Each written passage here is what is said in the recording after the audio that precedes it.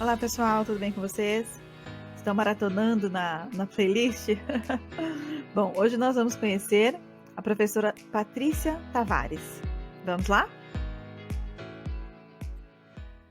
Olá, pessoal, tudo bem com vocês? Eu sou a Patrícia Salvaia, do canal ABC da Alma. Eu sou estudante do 6º semestre de Psicologia na FMU e estou entrevistando os nossos professores, porque nós morremos de curiosidade de saber quem eles são e por que eles apareceram na nossa vida. Então, eu queria agradecer a professora Patrícia Tavares por estar aqui participando da entrevista hoje. Muito obrigada, Patrícia. Oi, Patrícia também, né? Eu que agradeço a oportunidade, né? A gente sempre estabelece uma relação mais restrita mesmo de sala de aula, né? E eu acho que é interessante essa sua proposta de entender isso para além do cenário de faculdade, né? Então, é bastante bacana essa sua proposta em relação a nós, professores. Eu agradeço. E eu vou te perguntar, então, quem é a Patrícia? Sabe que, assim, acho que essa é uma pergunta bem difícil.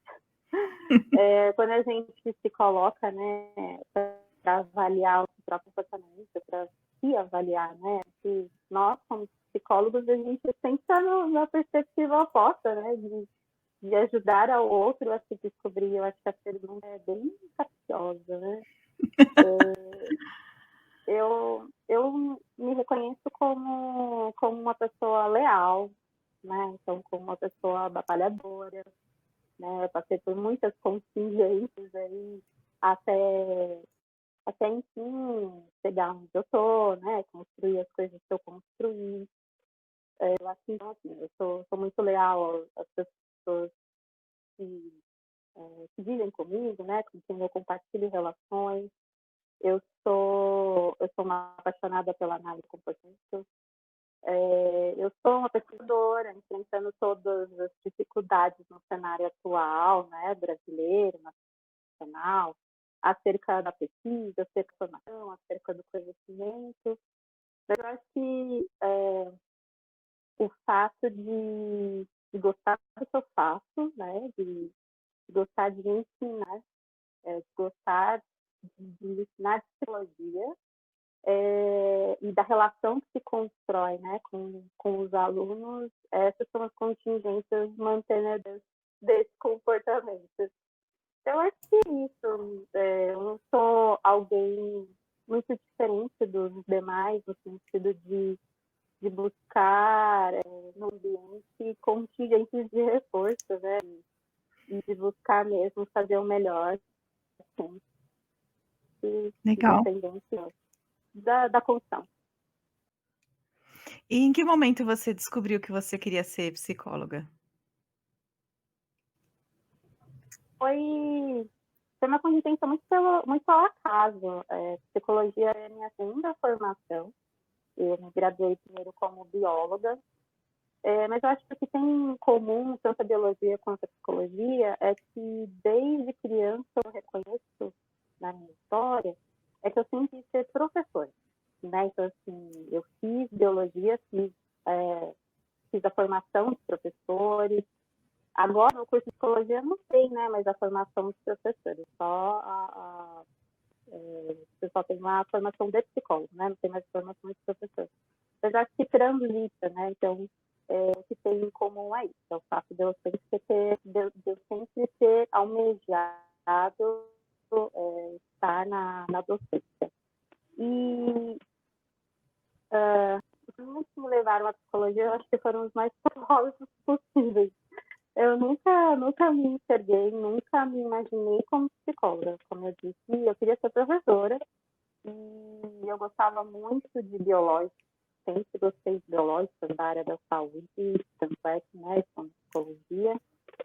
E eu trabalhava, mesmo depois de formada, né, como bióloga, eu nunca conseguia trabalhar na área, porque, né, assim, eu vim de uma condição socioeconômica baixa, eu tinha que trabalhar para poder pagar a faculdade. E aí, na minha época, eu acho que o contexto não era tão favorável na área da biologia como é hoje. Então, eu não fiz estágios, não tive condições de estudar muito, de me dedicar mais, e eu trabalhava em outra área, com outras atividades, atividades para eu poder cursar minha faculdade. E aí, depois de formada, não consegui ter muitas oportunidades de acesso, né, à área da biologia, e isso foi ficando cada vez mais distante. E aí eu fui sempre trabalhando com outros, na atividade de recursos humanos. Eu sempre trabalhei na área de recursos humanos, né? E aí eu passei por muitas empresas, construí muitas coisas.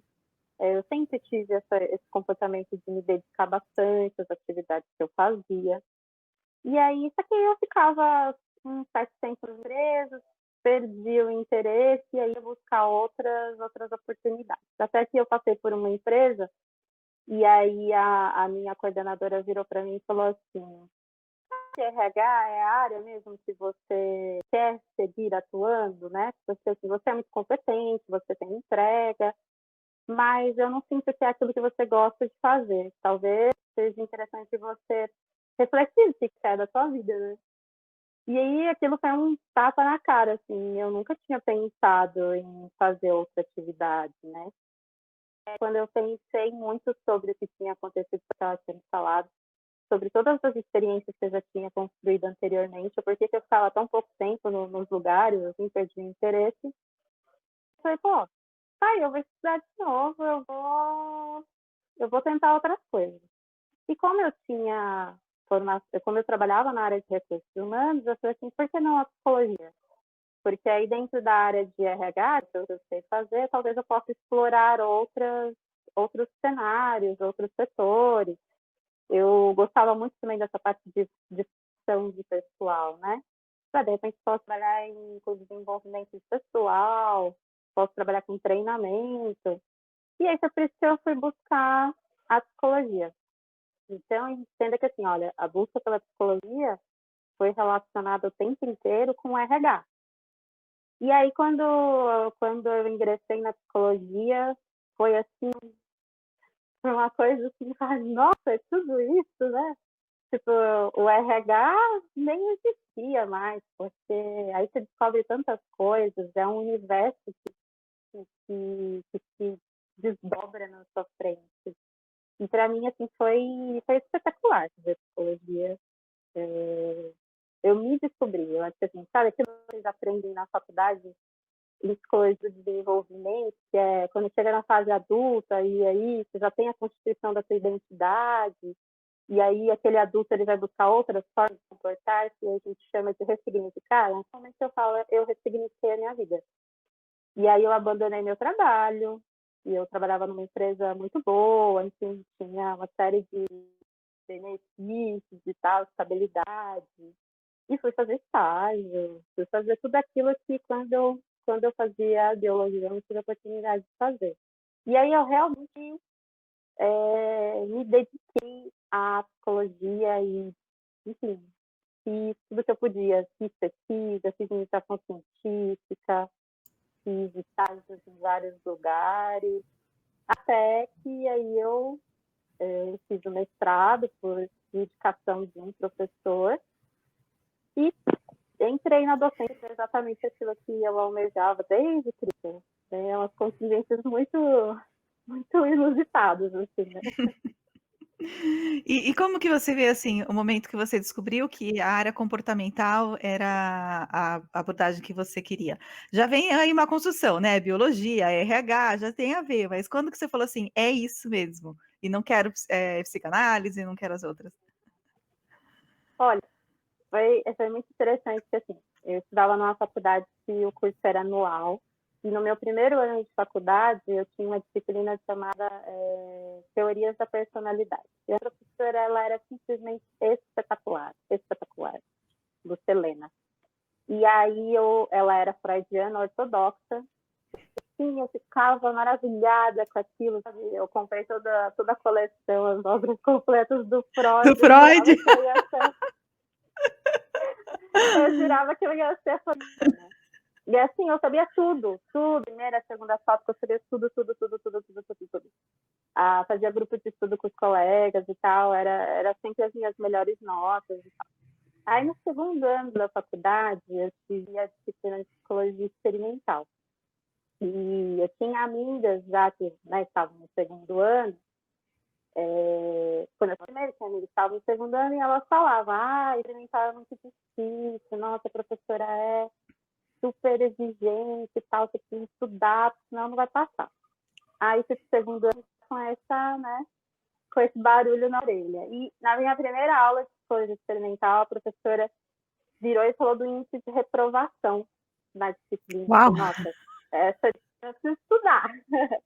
Né? Então, e aí se tornou, então eu fiquei sob controle daquilo. Eu falei, nossa, uma disciplina que aparentemente às vezes exige muito, eu preciso estudar. E ao contrário do que todo mundo já tinha dito, era uma disciplina especialmente maravilhosa, assim, pragmática, objetiva, assertiva, resolutiva.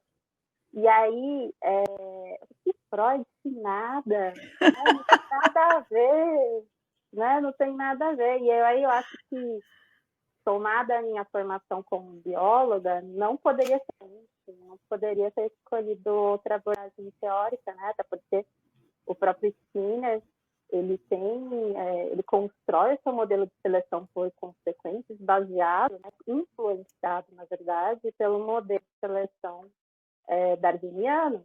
Então, acho que não tem como um biólogo, pode existir, mas acho que tem uma probabilidade muito maior de um biólogo se identificar com a análise de comportamento.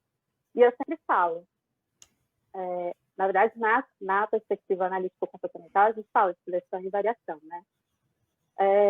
Não fui eu que fiz análise de comportamento, né? Eu fui selecionada pela análise de comportamento e por isso eu sou behaviorista radical. Assim, tem todo esse percurso da biologia, mas com certeza tem uma influência também muito grande de professores, né? Assim, eu tive excelentes professores. A minha professora de experimental, ela era particularmente espetacular, então aqui os professores eles servem como modelos, né? E ela foi um modelo que eu quis adotar isso na minha vida também. Legal. E aí o seu mestrado foi com qual tese? Então, na psicologia, eu sempre tive bem delineado que eu não me interessava por crianças, não era uma área que eu queria seguir. E clínica me interessava, mas eu gostava bastante de pesquisa também. E a faculdade que eu estudava tinha um programa de pós-graduação, que foi onde eu estudei também o mestrado, em gerontologia, né? Então, os que davam aula na psicologia, eles também eram professores da pós-graduação. E no meu curso de psicologia era um curso muito forte em pesquisa. A gente tinha pesquisa no primeiro ano, pesquisa no quarto ano, pesquisa no segundo ano. E por conta dessa influência da pós-graduação, a gente, invariavelmente, a gente pesquisava sobre gerontologia. E como eu sabia que eu não queria trabalhar com crianças, à medida que eu fui me aproximando e fui adquirindo conhecimento mesmo na área de gerontologia, eu fui me interessando cada vez mais. Então, no final do terceiro ano, eu estava fazendo o terceiro ano de ciclo, eu estava fazendo estágio no CAP, e aí o meu professor, que foi meu orientador no mestrado, ele virou para mim e falou, Patrícia, você tem total, né, jeito para docente e tal, você já tem uma formação, por que você não tenta o mestrado aqui da faculdade? Professor, será? Não sei o quê. Vai abrir vagas remanescentes, porque o processo seletivo em si já tinha passado. Então, assim, fica atento que um projeto e aí tenta. Como é que eu vou escrever sobre o quê? Aí ele, não sei, tem que ser alguma coisa que te agrada, que tenha a ver com conhecimento e tenta. Aí eu fui para casa da seu. E aí eu falei assim, nossa, mas o que eu vou estudar, né, em relação ao envelhecimento? E eu queria fazer alguma pesquisa que conectasse a psicologia com a biologia, né? E uma das coisas que eu sempre tive interesse foi com relação ao processo mecânico. Então, eu comecei a ler pesquisas sobre treino de memória, reabilitação cognitiva, e aí meu projeto de pesquisa para o mestrado foi sobre essa temática, treino de memória para idosos saudáveis, né, com comprometimento cognitivo. Aí eu prestei o processo seletivo, fui aprovada, né, tive benefício de bolsa, tive um desempenho muito significativo aí no processo de processo de seleção, né, e isso me possibilitou fazer o mestrado. Então, eu cursei o mestrado junto com a psico. Então, enquanto eu fazia o 4º e o 5º ano de psicologia, eu fiz os 2 anos de mestrado. Então, foi bem cansativo, exigiu muito, mas foi bem, como eu vou dizer, me trouxe conhecimento, me trouxe muitas oportunidades, né? E aí, então, a minha formação de mestrado é em ciência do envelhecimento, né, que é gerontologia, e eu desenvolvi um treino de memória para idosos com benefício de comprometimento cognitivo, e busquei um pouco do que trabalhar com variáveis que já estavam sendo trabalhadas nessa área aqui no Brasil, claro, modificando algumas vertentes, para não ficar uma pesquisa primária, né, igual ao que já tem sido produzido. E foi muito bacana, assim. Foi dessa forma que eu comecei a trabalhar com a população, com o público idoso. E acho que se tornou um facilitador para a docência do curso superior. Tá. Você pôde fazer o seu mestrado junto com a faculdade porque você já tinha a graduação em biologia, né? Porque a gente não pode fazer o mestrado junto com a faculdade, certo? Não, Só fiquei na exatamente dúvida. isso, porque eu tinha... Não, como eu já tinha a graduação em biologia, né, eu tinha curso superior, aí por esse motivo eu tive a possibilidade de entrar no mestrado naquele momento, e coincidentemente, sei lá, né, contingências outras, vou falar de contingências, relações de contiguidade, eu estava usando uma outra graduação. Mas, de fato, você só pode fazer o mestrado, ou qualquer outro tipo de pós-graduação, né? Que o mestrado é uma pós-graduação estrito sensu. Isso tem um diploma de curso superior. Certo. E você continuou trabalhando com idosos ou foi essa pesquisa no mestrado? Foi uma contingência interessante. Assim, como eu disse, eu fiz uma pesquisa quase experimental, né? Uma pesquisa de campo. E aí eu fiz essa pesquisa em São Caetano. O curso de gerontologia é um curso interdisciplinar, né? Então, eu tinha amigos fazendo a geronto também, que eram nutricionistas, fisioterapeutas, enfim. E eu tinha uma dupla de amigas que elas eram de São Caetano, ambas nutricionistas, e foi por meio delas que eu consegui me inserir na Universidade Municipal de São Caetano e fazer minha pesquisa lá. O resultado da pesquisa foi tão bacana que os próprios idosos que participaram da pesquisa, eles levaram uma solicitação à prefeitura, né, porque na Universidade Municipal de São Caetano tem a universidade aberta para a terceira idade, e as ações elas são subsidiadas pela Prefeitura Municipal de São Caetano. E aí os próprios idosos levaram a solicitação para a prefeitura, né, para os representantes ali junto ao NAC, de inserir o meu documento de memória na Universidade Aberta para a Terceira Idade. E aí, logo que eu defendi meu mestrado, foi em 2015, eu recebi o convite para trabalhar na Universidade de São Caetano, mas na UNAP, né? E lá eu permaneci durante 2 anos, até a minha na FMU. Então, eu fiquei trabalhando com a população idosa durante esse período. E aí, só aí também, porque houve aí, né, mudança de prefeitura, de prefeito e tudo mais, uma outra gestão, outras propostas, e acabou não coincidindo mais com a minha disponibilidade por conta das atividades na FMU mesmo. Aí, com esse contato mais com o público idoso, depois para fins de pesquisa mesmo e em atendimento clínico. Legal. E como que foi a sua entrada na FMU? Foi interessante. Eu estou há 4 anos na FMU, né? Completo 4 anos agora no mês de agosto. Eu entrei em 2016. E aí eu lembro que eu recebi um contato da RH da faculdade para terem de saber se eu tinha mestrado. Já tenho, não sei o quê. Vem aqui fazer uma aula teste, né? Foi um período bem conturbado, vamos dizer assim, porque a faculdade tinha sido comprada, né, pela LOR há pouco tempo, então boa parte dos professores estavam sendo desligados. Então, eu e outras pessoas que entraram nessa época, sofremos um pouquinho, assim, no sentido de certo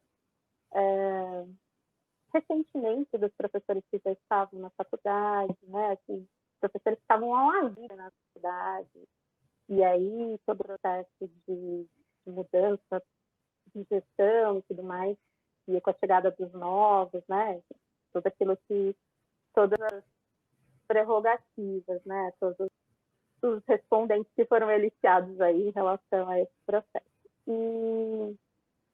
E aí foi muito bacana, porque eu não sei se você chegou a conhecer, sabe quem é, o professor Rodrigo Rosa. Na época, ele era professor do curso, ele estava como professor adjunto. E foi o professor Rodrigo Rosa que a minha entrevista. Então, eu dei uma aula teste e ele foi extremamente gentil, assim, comigo. Foi muito... Eu estava super nervosa na minha primeira aula. E foi... Eu acho que eu fui muito infeliz porque eu podia escolher uma temática qualquer. E eu escolhi falar sobre análise do comportamento. E o professor Rodrigo Rosa, psicanalista unicociano, né? E aí, ao término da aula, ele fez uma brincadeira. E eu fiquei, nossa, meu Deus, agora que eu vou ser reprovada, né? E o professor Rodrigo Rosa foi muito gentil, assim, foi muito acolhedor. E eu tenho um carinho enorme por ele, assim, pela oportunidade de fazer o mesmo evento da SMU, que era uma pessoa com interesse, com expectativa, mas com um repertório incipiente, né, no ensino, especialmente no ensino superior. Eu dava aula para a terceira idade, mas que me ofereceu uma oportunidade de me desenvolver e de mostrar o meu potencial. E eu agarrei essa oportunidade com esse tempo, tentei mostrar o que eu poderia oferecer para a instituição. Acho que eu consegui, né? Estou aí há pelo menos 4 anos. Então, foi... Legal. E quais disciplinas que você leciona? Então, agora, né, no currículo novo, as disciplinas de comportamental, então, psicologia analítica comportamental, a DESP, que é intervenções analítico-comportamental, a disciplina de 8º semestre, que é uma optativa, que é a de clínica de idoso, e técnicas de pesquisa eu já dei também, né? Pesquisa faz parte do repertório de qualquer mestre, pelo menos, né? E sou supervisora dos estágios de clínica. Então, supervisiono os alunos de clínica comportamental no 9º e no 10º semestre. Nesse momento, são as disciplinas que eu tenho mais a visibilidade. Legal. E como é a Patrícia como professora? É isso que a gente quer saber. E você vai ser minha professora esse semestre, então eu tô aqui, ó. Olha, o pessoal tem um pouco de medo. Eu não deveria, não, porque eu sou bem tranquila, mas assim, eu acho que eu sou muito analista do comportamento, eu penso muito na análise do comportamento, meu repertório, minha fala baseada na análise do comportamento. Eu sou muito exigente, isso eu realmente sou, e é uma coisa que é difundido ao meu respeito nos corredores. Eu gosto muito de psicologia e de psicologia comportamental. Então, para mim, já é um reforçamento automático ensinar análise do comportamento. Para mim, é tão prazeroso que, assim, eu posso discorrer sobre isso quantas vezes você precisar, sabe? Isso não é o problema. E eu gosto, e assim, eu acho que tudo aquilo que eu recebo dos nossos professores é o que eu tento reproduzir na minha prática. Assim, eles foram tão maravilhosos, foram tão importantes na minha formação, que eu penso que se um dia eu conseguir oferecer um décimo do que eu oferecer na formação de outras pessoas, eu já alcancei o meu objetivo como pessoa, como profissional. Então é isso que eu tento reproduzir nas minhas utilizar recursos alternativos. Eu sei que é uma disciplina que invariavelmente provoca aí dúvida, porque se utiliza de conceitos que são econômicos, né? Então, eu acho que provoca um certo desconforto muitas vezes entre os alunos, não porque a disciplina em si ela não tem algo a ser oferecido que seja reforçador, mas porque eu vejo que existem dificuldades que são anteriores, no sentido de formação incipiente mesmo, né?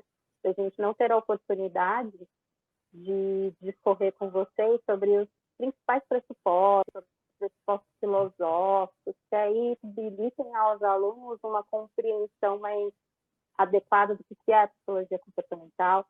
E eu vejo que, infelizmente, por conta disso, do tempo, dessa impossibilidade de discorrer sobre certos temas, os alunos têm aquela fala de que a psicologia comportamental ela é reducionista, né, mecanicista.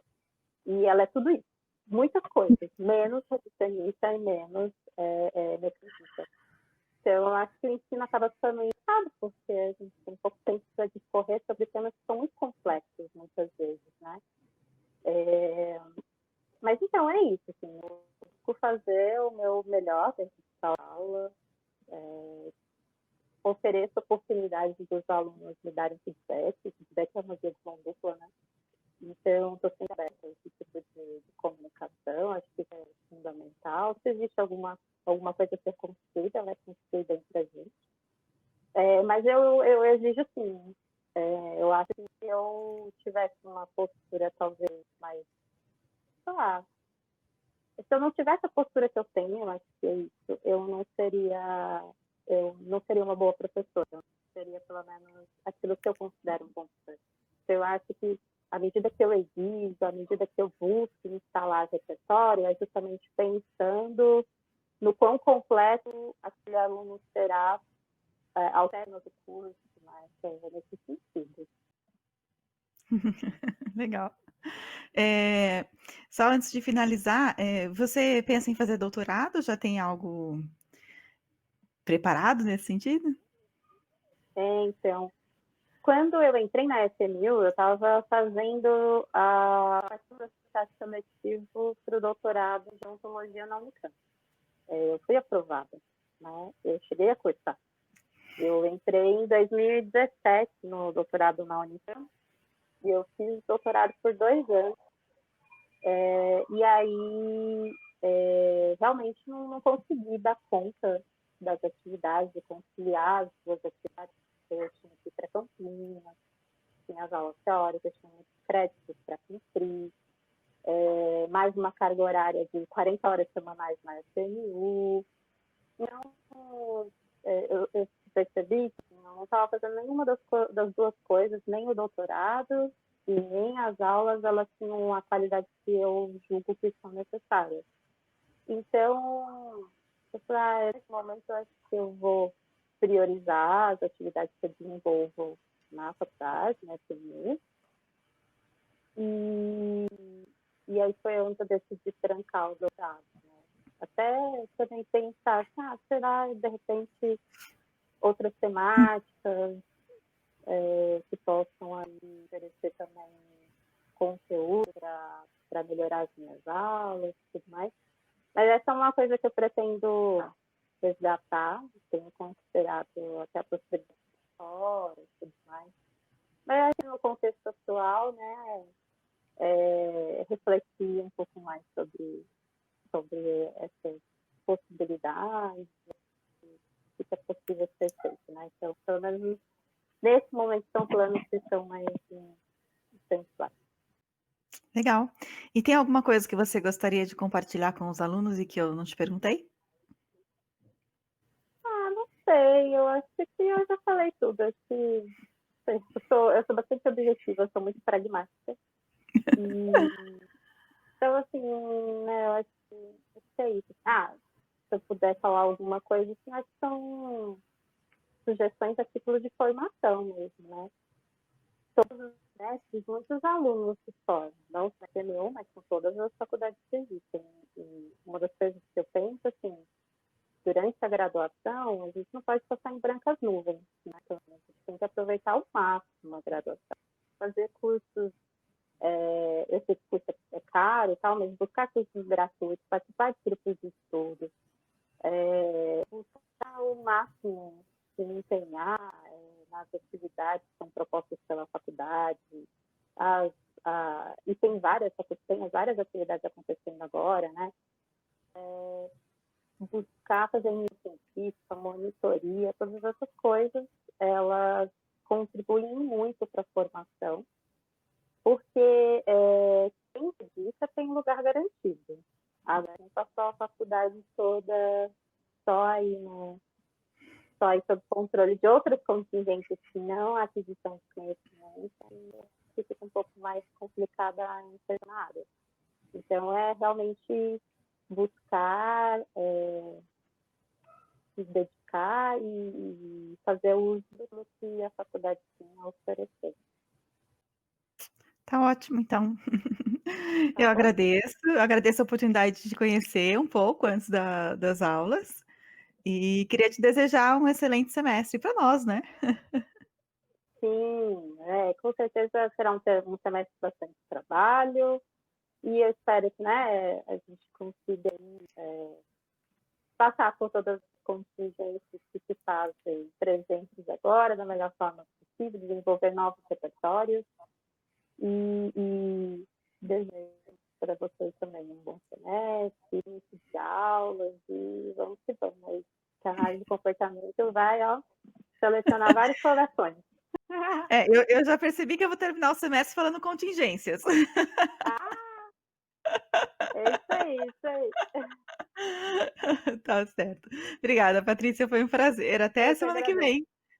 Até mais, tchau. Bom, a professora Patrícia é bastante exigente, mas tem muita disponibilidade em ensinar. E é disso que a gente precisa.